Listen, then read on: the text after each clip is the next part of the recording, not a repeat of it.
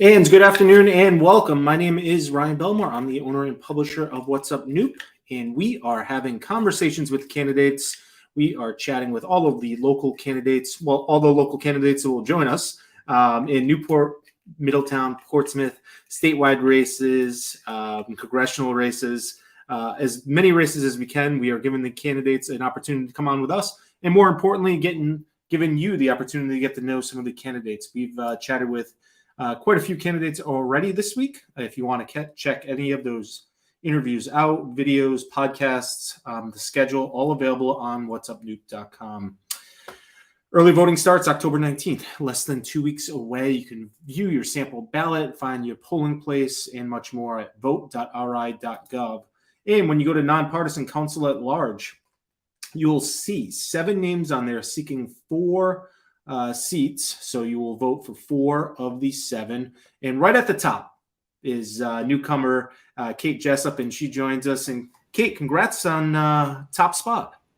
Well, thank you. I appreciate it. And thank you for affording us the opportunity to be heard by the community. I think that's probably one of the most important things that I have heard in campaigning and meeting people is often people aren't necessarily aware of the type of government we have, what's happening in our community. And so these forums allow folks to hear from us directly and allow people to learn more about the race and everything, which is hugely important. And I've been saying it's a great opportunity also to get to know some of the people in your community. Your neighbors. We've been kind of cooped up for a couple of years here, and it's nice to get to know new people. Yeah, absolutely. Although it was probably the hottest season on record to go door to door, I apologize to everyone for being sweaty often as I came up to people's homes to talk to them.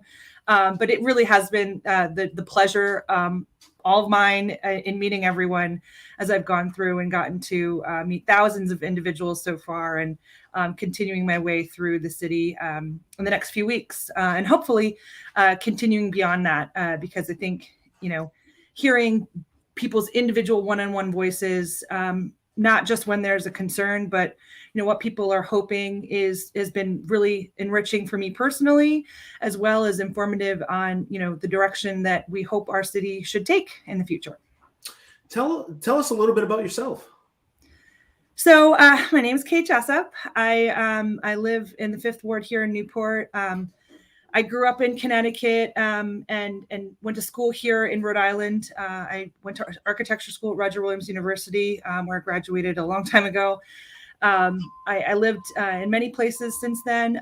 And ultimately, when I decided to make my forever home several years ago, I chose Newport. I wanted to come back to Rhode Island. I've always loved it here.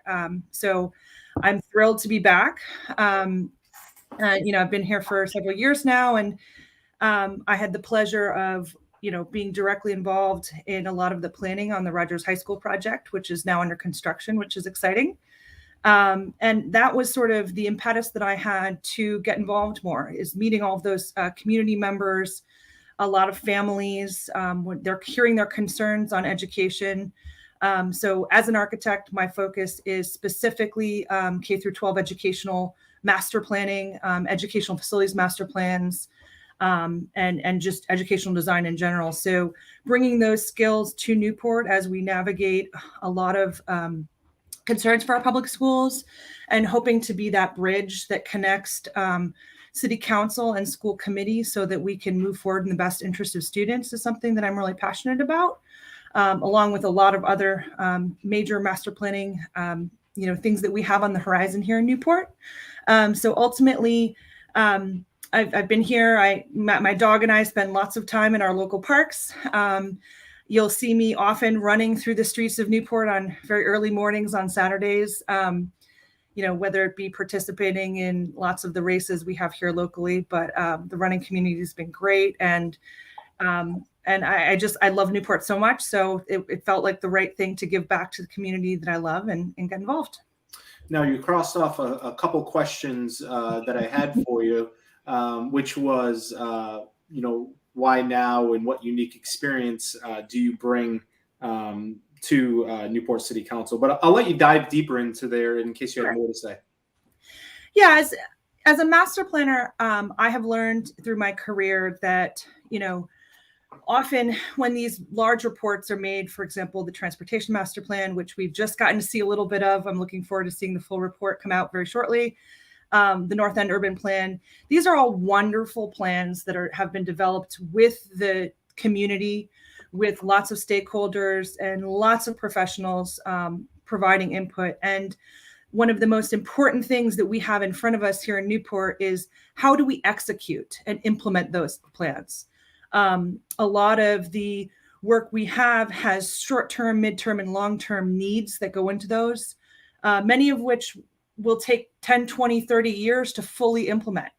And we should always be, hearkening back to those documents as sort of the guidance that we need to move our community forward, making sure that we're sharing a lot with that. And as an expert in master planning, I'm hoping to provide, my expertise and to make sure that we are identifying those small bites, those first opportunities for how do we make our streets safer, for example. How do we address, our housing affordability and availability in a way that looks at Newport holistically?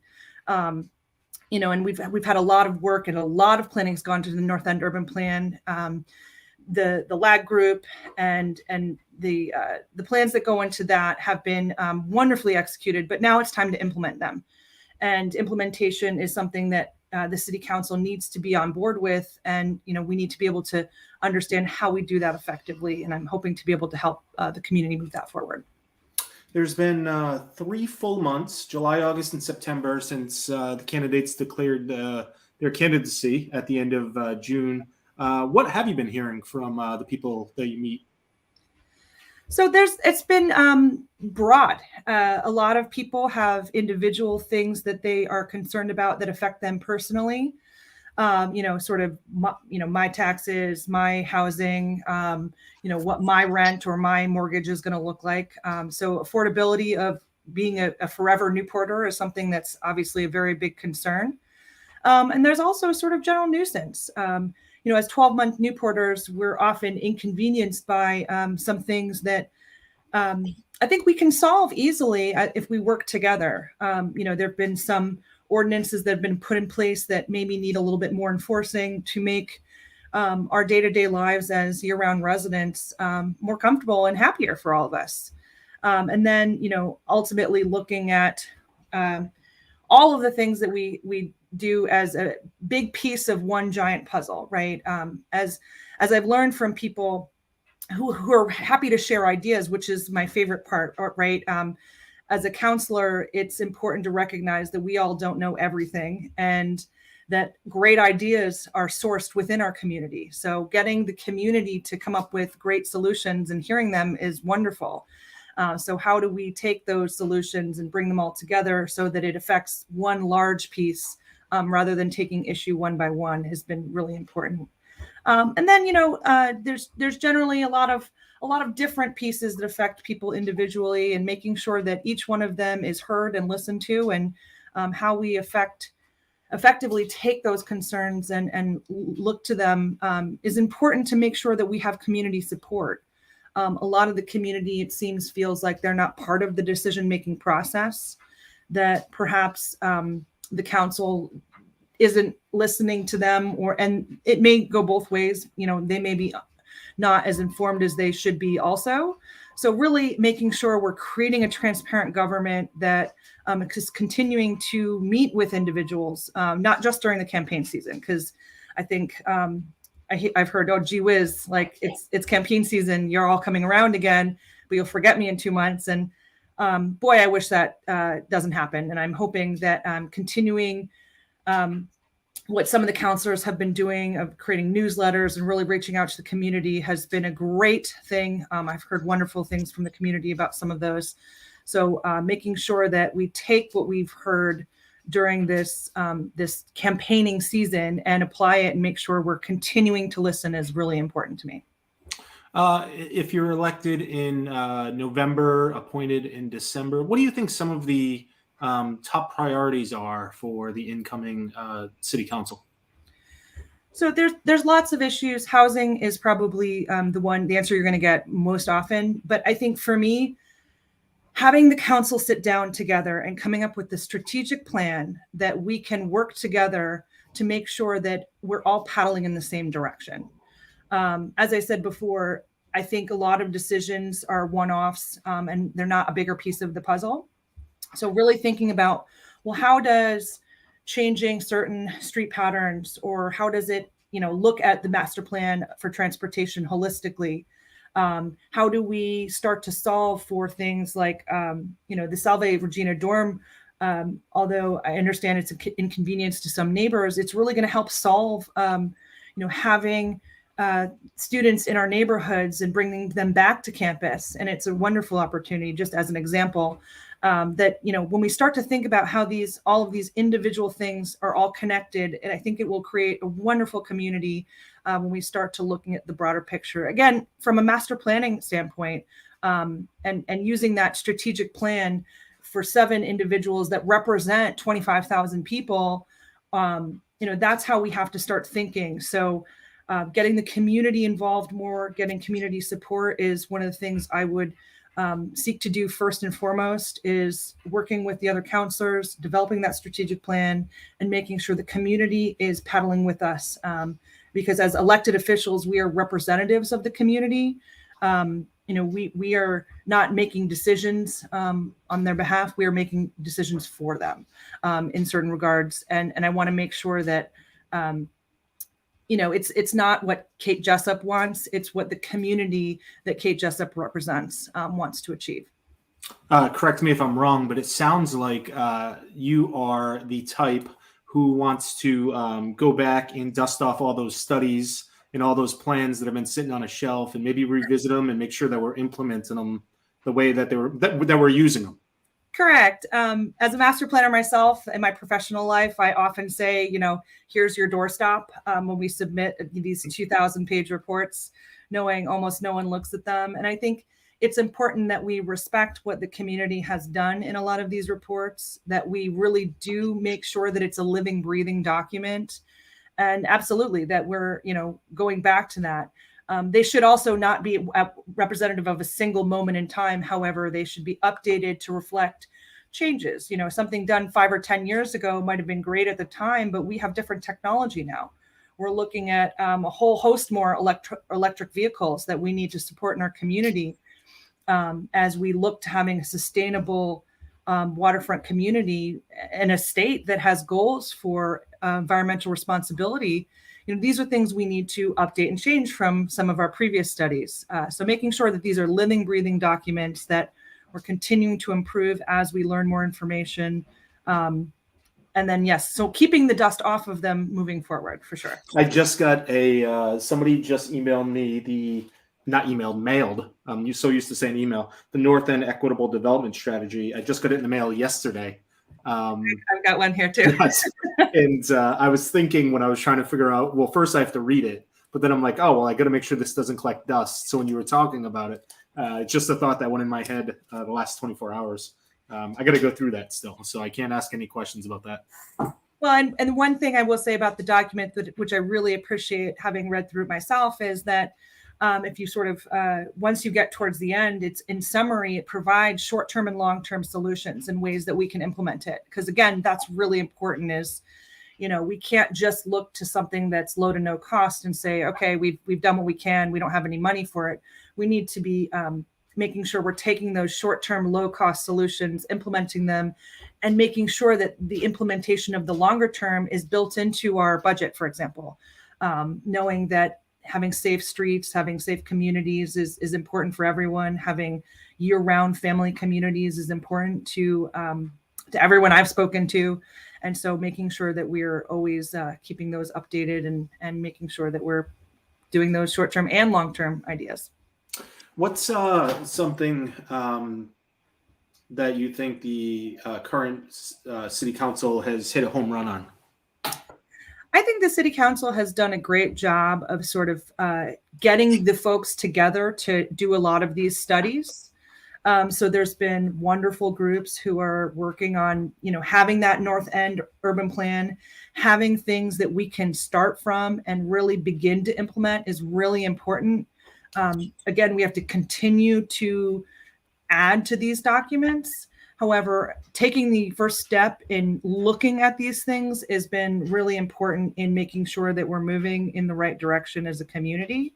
So getting those on the books per se has been a wonderful thing that the city councils had done so far.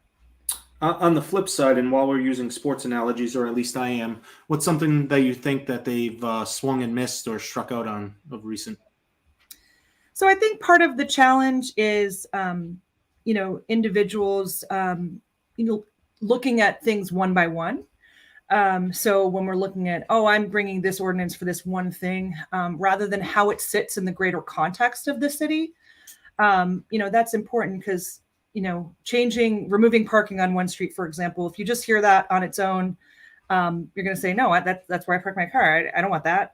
But when you think about it as, okay, if we do this, then we're going to be able to put in a bike lane, which is safe and secure and independent from the roadway, or we're going to be able to, pardon me. Or we're going to be able to, make these changes. So again, putting things in the context through a transparent process is really important. Now, that's not to say it's all counselors at all times, but I think, moving towards something that's a little more transparent and moving towards something that's a little more, clear as decisions are being made and they're not being made in isolation is important. And then the other thing is really getting to a place where the counselors, again, as I referenced at the beginning, having that strategic plan so that the counselors can know, what big bites we're going to take as a group to help the community is important. And right now, I think that, as you mentioned in one of your interviews previously, the whole 4 versus 3 thing, it seems like there's too often, people are at odds with each other on council. And I think it's important that we move together to improve a better Newport. Yeah, I think often it seems like there's, of late, it seems like there's quite possibly 2 tribes and or two ways the vote's always going to go. And, just how do we get that? So there's more discussion or there's more of a breaks. Oftentimes I think people can look at the agenda and say, oh, this is going to be 4-3 or 4-2-1, depending on, So I brought that up on another topic of just how do you get everybody to work together and move forward? I think it's goal setting, really, and it's making sure that we're all on the same page and having that transparent public strategic planning process. I've done it in my professional life where we said, okay, for the next 5 years, whoever's in these seats, what are our goals? What are we trying to do? Because again, it's all about the community. It's not about any one of us, in a room. I preach through my work, collaboration, coordination, cooperation with students to student work, student to teacher work. And we all know that we've been on a group assignment where someone does less and this and that. It's not always, rainbows and unicorns when you're working in a group, but, often we just have to do that to move forward. And it's really going to be getting those 7 individuals together, many of whom may be new. There's an opportunity for, many new counselors to be coming on board. And so, making sure we have that ability to work together is going to be really important. Yeah, if you look at it, I guess there could be as few as 3 new people because of Ward 3 and then 2 at large, and there could be as many as 5. All 4 at large could be new. Absolutely. Yeah, so there are some changes and some learning curves and a lot of interesting things going on. Yeah, it's important that, people recognize that just because someone's an incumbent doesn't mean that they have, they automatically have a seat at the table, especially with so many new candidates with what I've seen are good ideas. I think it's important that people recognize that we're voting for up to 4 individuals. You don't have to vote for 4. You can vote up to 4. And again, understanding that we want to make sure people are informed on who they're voting for, what their voting rights are, and that they understand what they're going in to look at and how people are viewed. So again, this forum is a great example of how we can get people to put forth a council that they support. And I'll tell you, I feel like I've got to be a little careful because I don't want to offend anybody. But in previous elections, I feel like people were just running on one thing, whether for or against something. And having spoke with, let's see here, almost all of the newcomer candidates, the experience and what they bring to the table is incredible. Just the backgrounds and the ideas, and I hope whoever doesn't get elected finds a way to still be involved, because they've had some really great ideas and thoughts. Yeah, and I can't tell you how many times just going to meet people are thankful for just going through the effort of running and hopefully being elected to council. And I think it's a privilege that we all have too, to be able to do this. So I think it's great to be able to give back to our community is something that I'm hoping each of us has in their heart of hearts to continue with regardless. Yeah, I've been asking the candidates just kind of their thoughts on, I know obviously you didn't put any of these on the ballot or authorize any of these on the ballot, but there are 7 local questions to Newport. And 6 through 10 are pretty much charter amendments to the Newport City Charter. A lot of them are just cleaning up language, but there was a committee that worked hundreds.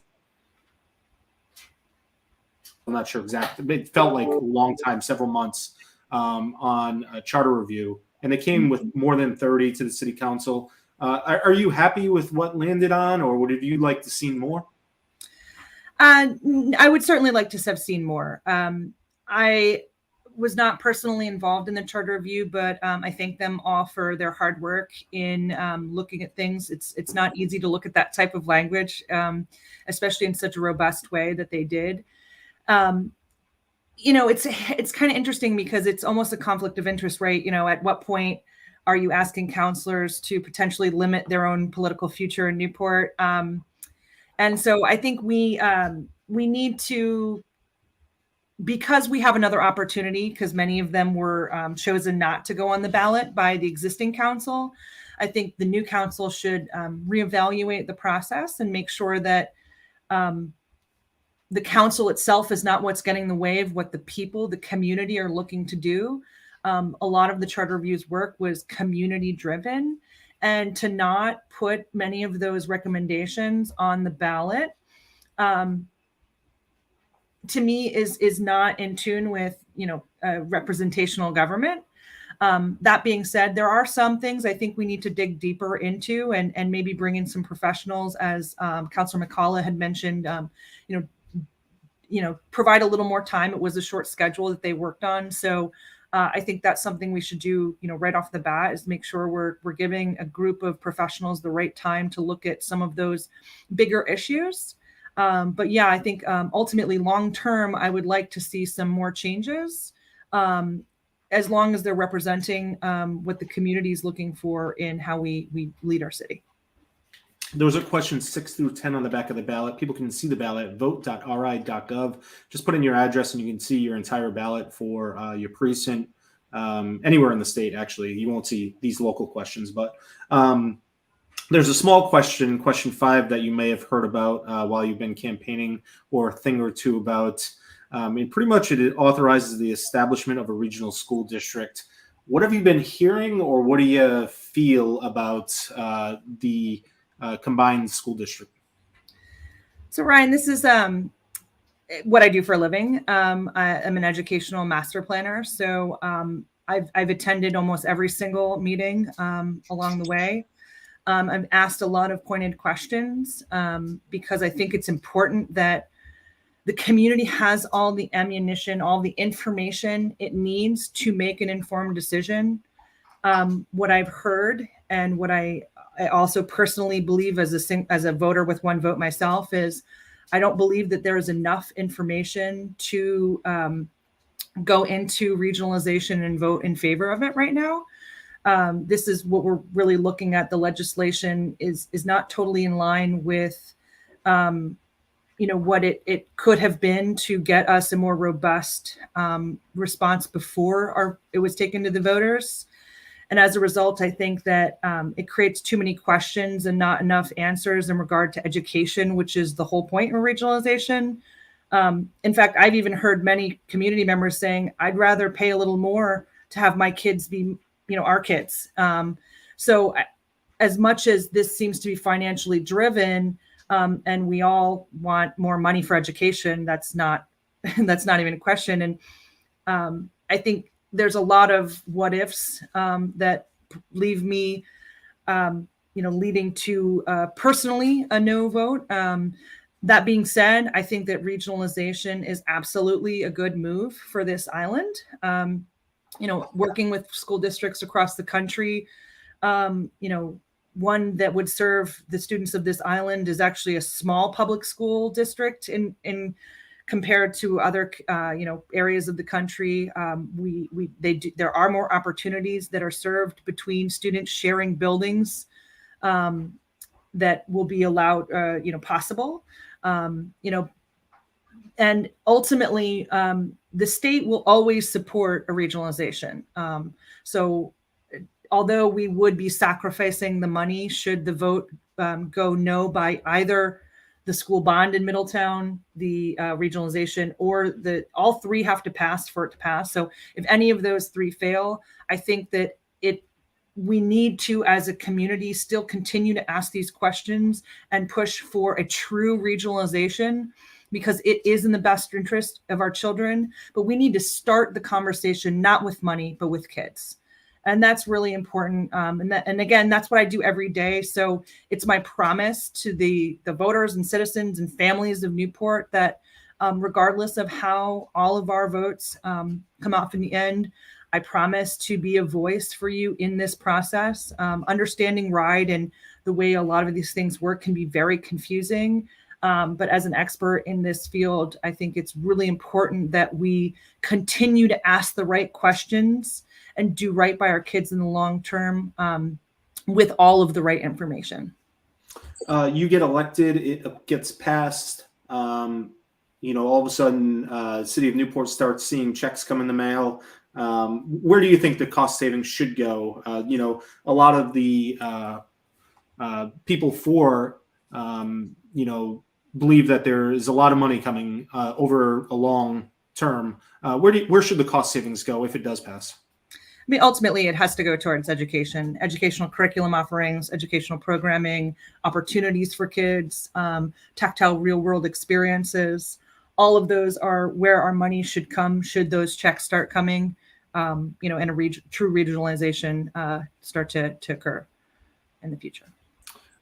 Moving one up the ballot is one that I think is going to take a lot of people by surprise just because question 5 is so just the talk of the town, but people might get a little more worked up about it if they're supporters of this, but it's authorizing state issuance of licenses for cannabis businesses in the city of Newport. This just came from the General Assembly, pretty much throwing down to every city and town. Hey, each town can approve or not approve whether there could be laboratory testing, cultivation, manufacture, retail sale of adult recreational use marijuana in the city. Any thoughts? I think it's something we need to absolutely look into. It's something where from a medical standpoint, there's already on island, there's already facilities for people to purchase from a medical standpoint. So when we look at recreational use, I think it's important that we think about also the tax dollars that come in from that and how we can utilize that. When Colorado passed years and years ago, they were at a point with their public education system where they were only able to afford their teachers to go to work 4 days a week. And with the tax dollars they were able to collect and put back towards education, as a state, they were able to fully reinstate all of teachers working 5 days a week. And those are the types of things that can be done with the tax dollars. We have a robust tourism industry that brings a lot of people in and out of Newport. We also have to be cognizant, however, that a lot of our city is on federal property, that we have a lot of folks who won't qualify in being able to use recreational marijuana, in their homes. And we just need to be cognizant and careful with the way we talk about things. But obviously, I suspect, given how we went through the recreational passing more recently, how it's looked in other states near us, how people, if they really wanted to, could just cross borders. It gives us an opportunity to keep some of our tax dollars in state, which hopefully can be used for positive results like education, mental health, those types of things.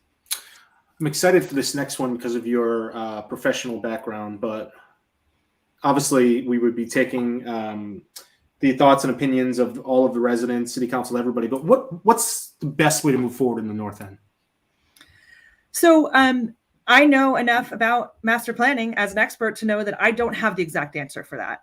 What it takes is exactly as you said. It takes a village, in this case, a city, to decide what we want to do with that property. Looking at the North End Equitable Development Strategy report I have right in front of me, there's a lot of wonderful ideas. And it's important that we tap into those. For example, making sure we're not pushing people out of their homes by only bringing in high-end luxury retail and the like. We need to make sure we're serving the people who live in these communities. We're making sure that the housing we're building isn't $2,000-$3,000 a month rentals, like a lot of the new rental apartments have been. We need to make sure that we are looking holistically, and it's not just the North End. Although the North End, the imperative was to make sure the North End had a plan of its own, given that, as the report suggests, there's been an identity crisis, making sure that they want to have cultural areas, making sure that within their own community, they're supporting their specific community members. But this also needs to apply to the rest of Newport. We need to make sure that we are looking at what it's like to be a Newporter and how that these sort of plans can be blanketed across the entire community. And I would go so far as to say that, this is a conversation that extends beyond our border and should be looked at holistically with other communities. Like, we don't need to necessarily be double serving in Middletown and Newport when, if there's, certain amenities on right across one border to the other, we need to look at, we're one island. And although we want to focus on Newport and how we in Newport are addressing it, we also need to look at, what are the opportunities for us to work with our neighbors as well, and making sure that we're doing that. Conversation with Middletown about some of the challenges they have had with West Main and East Main Road, the businesses coming, going, a lot of the vacancies, upkeep. Obviously, all of that conversation would be healthy for the entire island. Absolutely. And again, it's important just to keep having that conversation. No one's going to decide and say, yep, we figured it out, let's just do it. That's not how these things go. They need to be living, breathing documents. So when we look at, what's needed, it's not just, okay, we can't look at the highlight property or the casino property, whatever, I guess, time whatever period. You want to call it, yeah. When I was first coming here, it was highlight. So the highlight property, it can't be what is going just right here. We need to look at that property in the context of the transportation master plan, RIDOT's redesign, what our community amenities are. And really, we can't just focus on this one piece. We need this. We need to look more broadly at our community to make sure that we're serving it. And then, also looking at things like transportation access to these spaces. I know in my neighborhood right now, I've met a lot of neighbors who are disabled and don't have access to any public transportation at all. And it's really sad to hear stories from residents about not being able to do their own laundry because they don't have it in their home and having to take Ubers to laundromats. And that's something that is a real every day-to-day issue that Newporters struggle with. I've been on the Broadway side having dinner with friends and not had any access to a taxi or an Uber and have to walk home myself in the winter. And it's not a warm walk in February when you're trying to get downhill, sliding down some of those hills on your bum. So we need to really look holistically at our whole city and how we're serving all of our community. Kate, are there any topics that we have not talked about that you wanted to chat about? Oh boy, Ryan, I could talk about everything and anything. I know. When I was putting these together, I'm like, 30 minutes? I'm like, oh man, everybody could do an hour and a half if I gave them the opportunity. But well, I guess one that's come up often, and we I don't think we've touched on it too often, but how do we protect Newport and plan for climate change? That's a very big question, and one that I really hope we start talking more about. Sustainability is incredibly important, not just for our town, our city, or our island, but as a country. Construction and the like use so much energy, and we're going to essentially energy and water are going to be the new oil, and I think it's important that we do a few things. We need to look statewide and look to our leaders in creating policy that will set the bar. So, for example, in other states, there's a state mandate for creating green construction for commercial industries. Now, I don't mean necessarily paying for the plaque on the wall that says LEED, but hitting certain criteria. So, working with the state to develop policy that will impact our commercial construction is incredibly important, because construction is the biggest consumer of energy in the world. So looking at things like that's really important. And then how do you support a blue economy if half of it's underwater? We need to make sure, as we know, climate change is going to have more and more storms. We're going to see more and more major storm events like we just saw happen in Florida. That's going to keep coming more and more often. So we need to be making sure we're creating a resilient city. That means making sure that our construction is being done intellectually on our waterfront. It's making sure that we are, looking at how we solve for things like basements when they're going to be flooded often, multiple times a year. I have a neighbor whose sump pump is going pretty much all the time. And so all of that is really important. We've seen on the governor's level, the goal for reducing energy over the next couple of years. We've seen other states and other cities develop policy. So we need to be at the forefront of that. And I think Newport, through some of the work with the Energy and Environment Commission, we can really be at the forefront of that and perhaps be the ones making suggestions to the state on how we develop this policy.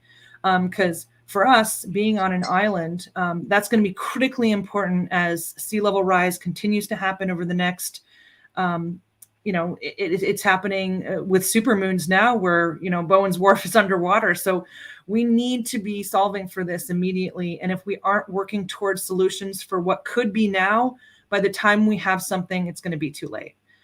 So sustainability is incredibly important, and making sure that we're working so that our families don't slip into the sea someday. Speaking of energy and water, you have a very impressive background that's a jungle. And I am not sure, but I am impressed that all your plants are alive and doing well. What is the secret? I have books because I don't have to water them. They can't. I have books too. They're on the other side. It's funny. My mother, always told me when I was like, young, and she never sent me bouquets of flowers or anything when I was, had a need for such a thing. She sent me plants, because if you treat a plant well and you work with it, it will thrive forever. And I have to admit, I have about 35 of these vine plants, wherever they are over here, that all came from one plant. Wow. So I just continue to propagate them. A couple friends and I, we have, nerdy plant swaps, and I believe that plants provide us oxygen, and it makes you feel good especially when we're inside all winter and it's cold, and, we don't spend a lot of time outside. Having them plants inside is really important for our mental health. Yeah, my wife is great with them, and they're all downstairs, closer to her, so she takes care of them. Kate, while we wrap up here, one more reason why people should fill out the checkbox next to your name as they vote in the next couple of weeks. Yeah, I think with my experience in master planning and educational design, district design for educational facilities, I think that I am a great candidate to be able to bring community voice to the forefront. I would promise and to always listen and make sure that we all have our one vote, but ultimately we need to be working together to come up with ideas for better Newport. And as I said, sort of on my website and many other places, and in my past through my career in education, I do believe that a rising tide raises all ships, and that, it's particularly cheeky here in Newport to say that. But ultimately, it means that if we provide service and we are cognizant of our neediest families, our neediest students, and we raise the bar for all of them, it will make a better Newport for all of us. And I do believe that wholeheartedly. That we need to make sure that we are looking at all of us and how we get those family communities and make sure that we are continuing to be family oriented is very important. Kate, you mentioned a website. What is it, in case people want to get in touch with you, find out more information? Yep, it's katejessup.org. It's just my first and last name. So I'm also on Facebook and Instagram. And, you can see all of my adventures from political to marathon, and in running marathons, I've learned that you got to put in a lot of hard work to see results. And in the end, all of the work you put in, you just sort of celebrate it towards the end. Now, campaigning is a little different, where the work really begins sort of when the race ends. But ultimately, I think I'm willing to put in the hard work for Newporters to make sure that we are creating a better Newport here. Excellent. Well, we wish you the very best of luck, and we thank you for your time, and we thank you for putting your name on the ballot and volunteering to serve the people of Newport. Well, great. Well, thank you, Ryan, again, and thank you, Newport. All right. We will chat with you soon, and good luck over the next couple of weeks. That is Kate Jessup. If you missed any portion of this interview, want to watch it again, want to share with your friends, family, enemies, fellow voters of Newport, you can find it on whatsupnewp.com. If these are getting a little lengthy to sit down and watch, you now have an option that you can listen to on your favorite podcast service. Just relaunched yesterday. Just look for What's Up Podcast with Ryan Belmore. It's also available on our Substack newsletter and on our website. So lots of ways to consume this information, lots of ways to share it, lots of ways to compare and contrast the different candidates for Council at Large, as well as the candidates for other races. I want to thank Kate again for joining us, and we will be back here again with a couple more tomorrow here on What's Up New. Thanks for watching.